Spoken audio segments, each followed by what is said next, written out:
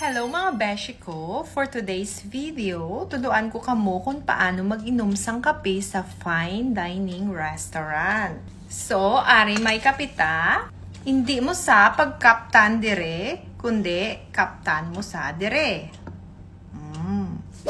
Ang paghuyop mo sang kape, hindi dapat parehos ne. Sala na, dapat ang aso ginasinghot mo. Tapos, hindi mo siya dapat pwede imnon nga mo ne.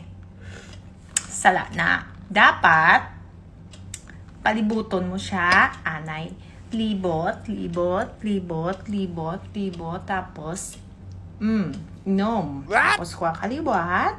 Libot, libot, libot, libot, libot. Tapos, inom. So, okay, one more time. May kapag chismis ka lang kay kumare mo. So, Marie, kamusta na ang subang mo? Kagraduate na sa college. Kamusta naman si pare? Balita ko, nakapabusong sa sang tupad balay, no? Gago! Hindi mo pagdulaon ng eye-to-eye contact mo sa kumare mo nga, kachismisan mo. Pag mag-inom ka sang kape, hindi dapat amone. Sala na.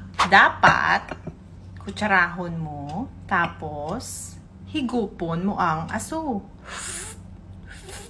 Ano na dapat? Kag isa pa, hindi ba labatasan ta nga mga Pilipino nga kumaboard ta samtang istorya ta ginalugay-lugay ta ang kape? Sala na, hindi mo na dapat pag-ubrahon. Ang himuon mo, pangitaon mo ang imusiko.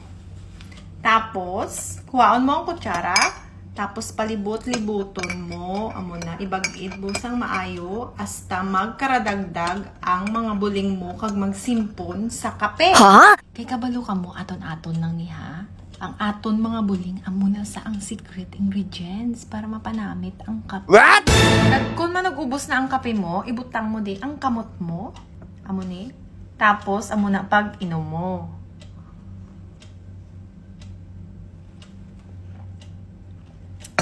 Amo na sa akin, Jack, to nga pag-inom sang kape.